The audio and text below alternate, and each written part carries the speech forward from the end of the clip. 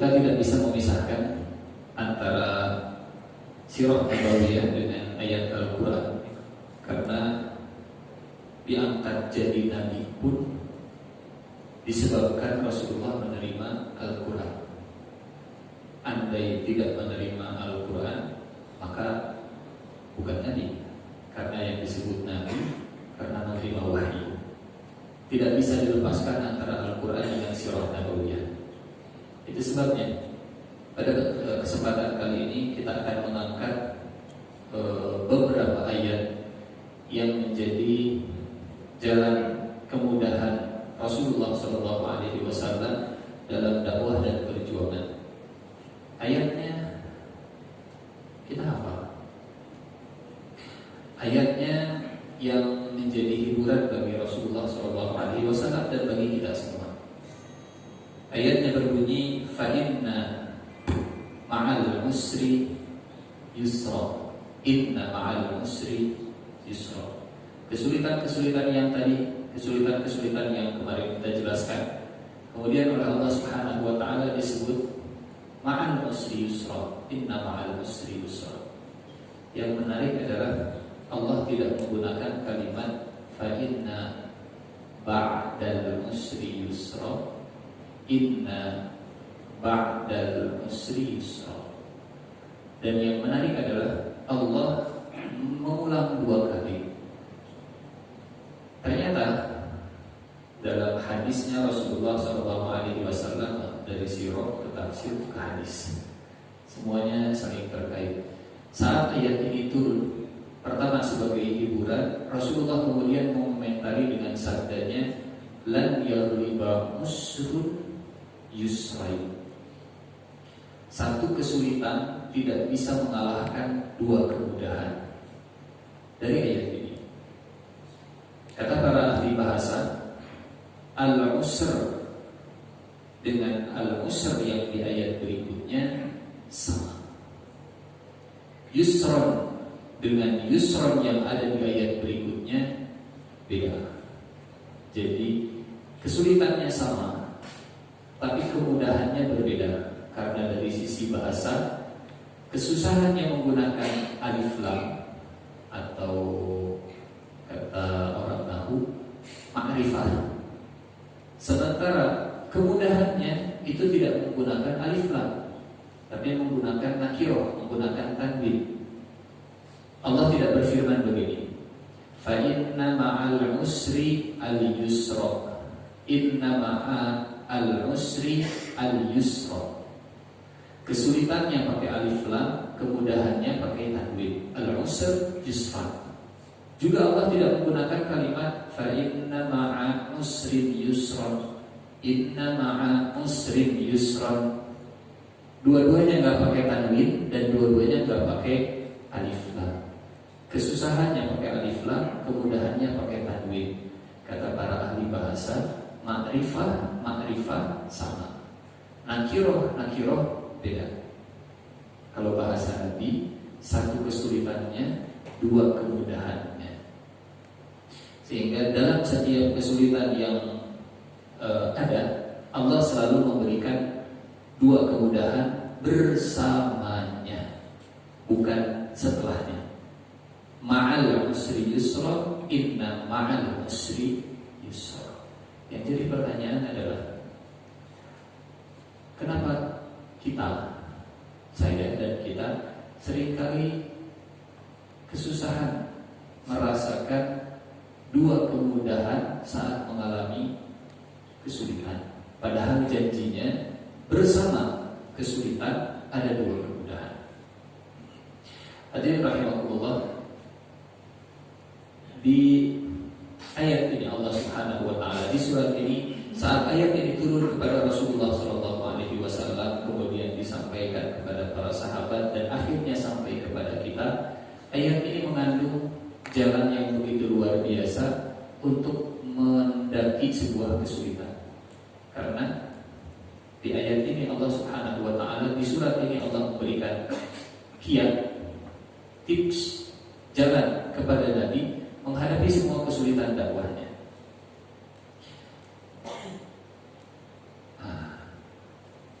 5 hal yang menjadi kiat dari Allah Subhanahu wa taala untuk Nabi pertama, untuk sahabat kedua, dan untuk kita yang ketiga. 5 kiat meraih 2 kemudahan dalam kesulitan. Dari mana 5 kiat ini? Dari surat yang sama, surat Al-Nashrah. Ini kalau kita terjemahkan, terjemahannya adalah 5 hal ini. Alam nashrah laka sadrak, tidakkah telah kami lapangkan dadamu? Alam nashrah laka sadrak, tidakkah telah kami lapangkan dadamu? Wa wada'na 'anka wizraka alladhi anqadha dhahrak, dan telah kami hapuskan semua dosa-dosa yang membebankan punggungmu. 2. Wa rafa'na laka dzikrak, dan telah kami angkat namamu, dan telah kami angkat sebutanmu, ingatan tentangmu, namamu. Kalau orang menyebut nama Muhammad Shallallahu Alaihi Wasallam sejak zaman dulu, semuanya selalu memiliki kenangan yang baik. Muhammad, oh al-amin, Muhammad, oh yang jujur, oh wa rafa'na laka dzikrak. Kemudian yang berikutnya, fa idza faraghta fansab, apabila engkau telah selesai dengan satu pekerjaan, maka berlelah-lelahlah dengan pekerjaan berikutnya. Ritmenya teratur dan fokus dengan satu permasalahan sebelum berpindah kepada permasalahan yang berikutnya. Fa idza faraghta, selesai di sini, fansab, lanjut ke sana. Wa ila rabbika farghab, dan kepada Tuhanmu lah hendaknya engkau berharap. Maka dengan 5 hal ini engkau akan mendapatkan 2 yusr saat mengalami 1 usr. Keterangan batin, alam nashrah laka sadrak, bukankah telah kami lapangkan dadamu wahai Muhammad? Hadirin rahimakumullah, agak sulit kita menemukan 2 kemudahan, agak susah kita menemukan jalan keluar kalau saat mengalami kesulitan hati kita, perasaan kita kebawa susah. Ada masalah, hatinya kebawa susah ketemu solusinya. Ada tekanan, perasaan tetap tenang, batin tetap lapang, jiwa tetap ceria, insya Allah mudah ketemu jalannya. Ada orang rasanya ini pernah kita singgung di hadis, di doa, makna tenang batin. Pertama, bebas hati dari perasaan negatif, sudah pernah kita bahaskan. Makna alam nashrah laka sadrak yang pertama, batinnya bebas dari perasaan galau dan sedih. Yang kedua, bebas dari karakter negatif, ajiz, kasal, lemah dan tidak berdaya serta malas. Bebas dari sikap hubungan buruk dengan lingkungan, juben, bukhel, dan yang terakhir, bebas dari himpitan ekonomi dan politik, bebas dari tekanan hutang dan tekanan orang, ghalabatid dain wa qahrir rijal. Karena rantai problematika hidup dia tidak jauh dari itu. Dari mulai perasaan yang sedih dan galau, kemudian merasa tidak berdaya dan malas, kemudian pengecut dan kikir, akhirnya terlilit hutang atau terintimidasi orang. Andai lepas dari yang 8 ini, tidak membebani jiwa, alam nashrah laka sadrak. Fa inna ma'al usri yusra, inna ma'al usri yusra, 2 kemudahan saat menghadapi satu kesulitan. Yang pertama, dalam kondisi jiwa tetap lapang, hati tetap bahagia, perasaan dijaga tetap ceria. Yang berikutnya, alam nashrah laka sadrak wa wada'na anka wizrak, dan kami telah menghilangkan daripadamu bebanmu yang memberatkan punggungmu. Dalam tafsir kita membaca wa wada'na anka wizrak, dosa dan kesalahan Rasulullah semuanya sudah diampuni, semuanya sudah dimaafkan, semuanya sudah terjaga, terlindung Rasulullah dari semua kesalahan dan dosa. Apa hubungannya dengan jalan kemudahan? Hadirin rahimakumullah, Bapak Ibu, Seperti yang Allah firmankan tadi, ini kesulitan, bersama kesulitan ada dua kemudahan. Kesulitannya sudah turun, kenapa kemudahannya belum turun? Padahal kata Allah bersama-sama. Bukan sekedar satu kesulitan, dua kemudahan. Kesulitan sudah turun, kemudahan belum. Apa yang menyebabkan kemudahan belum turun? Dosa. Ada dosa yang menjadi tirai, kesulitan sudah turun tapi kemudahannya tertahan. Maka saat tirai dan penghalangnya sudah disingkirkan, wa wada'na 'anka wizrak, dengan istighfar, dengan minta ampun, dengan mohon maaf, tirai yang sudah disingkirkan, saat itu juga Allah menurunkan solusi. Bagaimana dalam surat Tuh misalkan, ini banyak ayat Al-Quran yang kemudian saling mendukung. Dalam surat Nuh misalkan, A'udzubillahi minasyaitonirrajim, Bismillahirrahmanirrahim, Faqultu astaghfiru rabbakum. Andai masalahnya adalah masalah kekeringan, andai masalahnya adalah masalah keturunan, andai masalahnya adalah masalah keuangan, satu di antara jalan adalah istighfar. Maka mohon ampun kepada Tuhanmu, sesungguhnya Allah Maha Pengampun. Niscaya Allah akan mengirimkan hujan yang lebat dan membanyakkan harta dan anak-anak. Rizki sudah dicatat sebelum kita lahir. Tapi kenapa setelah kita lahir rasa-rasanya kok rizki yang sudah dicatat itu gak turun-turun? Boleh jadi bukan karena belum ada rizkinya, tapi ada penghalang rizki tadi. Wa wada'na 'anka wizrak, kami telah singkirkan dosa-dosa yang membebankan punggungmu. Wa wada'na 'anka wizrak, dan kami telah menghilangkan daripadamu bebanmu yang memberatkan punggungmu. Maka dalam hadis riwayat Ibnu Majah kata Rasulullah sallallahu alaihi wasallam, la yazidu fil umri illa al-birru wa la yaruddu al-qadara illa ad-du'a'u. Ini yang ingin kita garis bawahi. Wa inna ar-rajula la yuhramur rizqa bi khati'atin ya'maluha. Dan sesungguhnya seseorang itu terhalang dari rezekinya disebabkan kesalahan yang dia kerjakan. Gara-gara indisipliner akhirnya dipotong gaji. Misal contohnya, seseorang itu terhalang dari rezekinya disebabkan kesalahan yang dia kerjakan. Sehingga kalau penghalangnya sudah disingkirkan, otomatis rezeki itu turun. Bukan hanya sekedar rezeki harta, termasuk rezeki solusi, rezeki jalan, kemudahan dan seterusnya. Wa inna ar-rajula la yahramu rizqa bi khati'atin ya'maluha. Yang ketiga, alam nashrah laka sadrak wa wada'na 'anka wizrak alladhi anqadha dhahrak wa rafa'na laka dhikrak. Dan telah kami tinggikan sebutan namamu.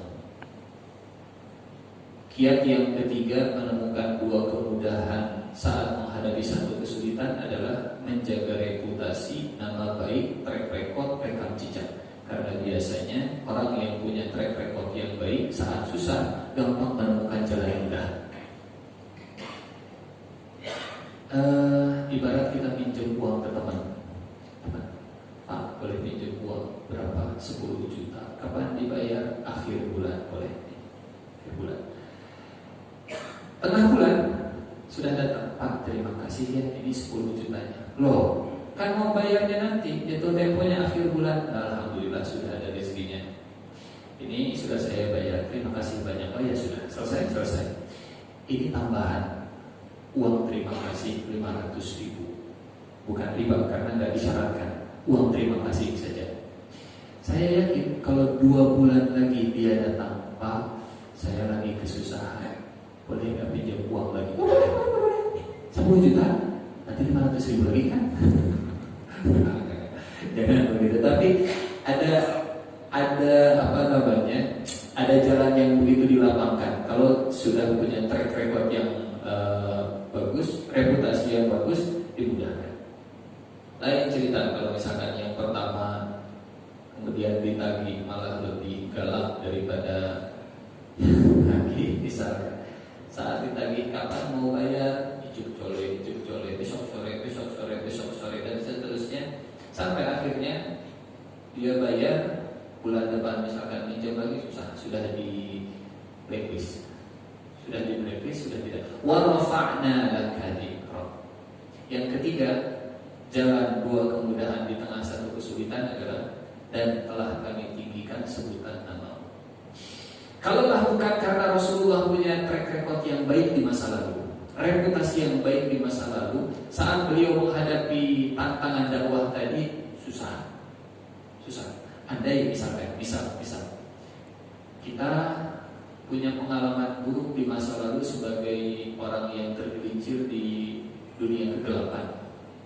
Sekarang kita sudah hijrah, sudah bertobat, mau ngajak ke lingkungan, biasanya tantangannya berat. Apa modal nambah berat?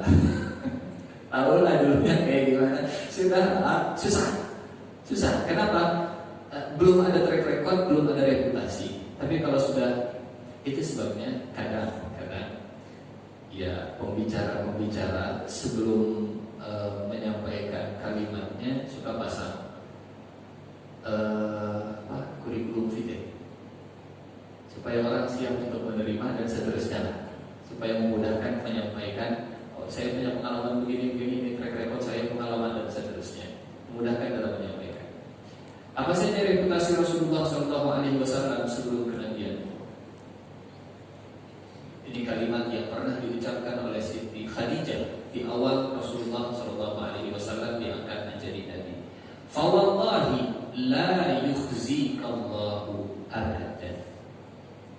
Wahai suamiku, engkau adalah nabi dan mustahil engkau akan mengalami kehinaan.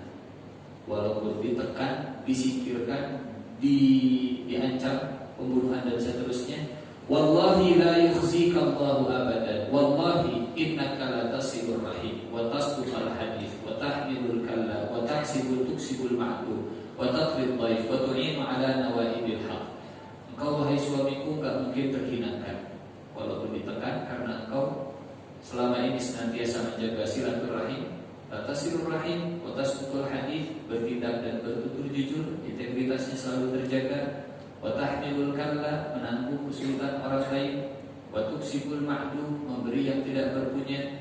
Wa taqrid dhaif, memuliakan tamu yang datang. Wa tu'inu ala nawaibil haq, menolong yang tertimpa musibah. Ibarat begini, kalau orang biasa turun ke masyarakat, misalkan tiba-tiba sekarang turun lagi ke masyarakat, orang juga memang dia biasa turun ke masyarakat, gaul dengan masyarakat, nyapa, somea, akrab dan seterusnya. Ada orang yang tidak terbiasa turun ke masyarakat, tiba-tiba sekarang turun, berbagi, nyumbang. Jadi tanda tanya, mau nyala. mau nyala. Karena gak ada reputasi sebelumnya, akhirnya juga jadi ya agak susah kemudian untuk meraup suara karena gak punya reputasi sebelumnya, misalkan. Ini yang ketiga, wa rafa'na laka dzikrak, dan kami telah angkat sebutan namamu. Alam nashrah laka sadrak, masalah sebesar apapun wahai Rasulullah tetap jaga kelapangan hati. Wa wada'na 'anka wizraka alladhi anqadha dhahrak, minimalisir berbagai macam kesalahan meskipun Rasulullah sudah terbebas dari dosa. Tapi betul, ada salah, tadi belum tersampaikan, maaf. Ada salah yang tetap dapat pahala. Berbuat salah tapi tak dosa, malah tetap dapat pahala. Apa contohnya? Salah dalam berijtihad. Kata Rasulullah, kalau orang berijtihad, benar ijtihadnya, pahalanya 2. Kalau orang berijtihad tapi salah dalam berijtihadnya, bukan salah cara ijtihadnya, tapi salah hasil ijtihadnya, maka dia tetap dapat pahalanya salah. Ada orang yang pertama salah dalam ijtihad, yang kedua salah dalam belajar ngaji. Baca Quran, salah bacanya pas lagi belajar, tapi dia terus baca lagi, pahalanya 2. Kata Rasulullah, yang mahir membaca Al-Quran bersama malaikat, yang terbata-bata membaca Al-Quran, salah diulangi lagi, pahalanya 2. salah, tapi kalau nggak salah. Yang ketiga, salah dalam husnudzon. Maksudnya bagaimana? Si fulan seperti ini, kita dengar beritanya, kemudian kita bilang, nggak mungkin. Saya yakin si fulan nggak mungkin begitu. Kita husnudzon. Ternyata kita salah dalam husnudzon kita. Apa yang orang-orang bilang dia itu jelek dan seterusnya, ternyata benar. Apakah husnudzon kita jadi dosa? Nah, kita salah sudah husnudzon, tapi kita berpahala dengan husnudzon kita, meskipun husnudzon kita salah. Suudzon kita dosa, meskipun benar. Meskipun benar. Simpulan jelek, kita sudah pantas dalam memperlahan kayak dulunya juga begini-begini. Suudzon kita dosa walaupun benar. Husnudzon kita berpahala walaupun salah. Ada beberapa salah yang tidak jadi dosa. Wa wada'na anka wizraka alladhi anqadha dhahrak. Yang ketiga, wa rafa'na laka dhikrak. Maka berusaha meninggalkan jejak yang manis dan kenangan yang baik di benak setiap orang yang berinteraksi dengan kita adalah bentuk upaya kita menemukan dua kemudahan saat mengalami satu kesulitan. Yang keempat, fa'idha faragta fans. Maka apabila kamu sudah menyelesaikan sebuah urusan, kerjakanlah urusan yang lain. Atau kalau bahasa lainnya, fokus. Karena orang yang tidak fokus akan susah menyelesaikan masalah. Seperti cahaya matahari, intensitasnya sama, tapi kalau difokuskan hasilnya jadi beda. Ini cahaya sama, cuma karena pakai lulu difokuskan ke satu titik membakar. Tapi kalau nggak fokus, nggak bakar. Sama seperti kita, daya kita, tenaga kita, waktu kita 24 jam. Tapi kalau fokus, hasilnya bisa membakar. Hasilnya bisa berbeda. Fa'idha faragta fansab. Ini saya secara pribadi agak merasa bertentangan antara fa'idha faragta fansab dengan multitasking. Multitasking sejauh yang saya pahami itu tidak sesuai dengan fa'idha faragta fansab. Fa'idha faragta fansab, fokus, selesai ke sini, baru ke sana. Selesai masalah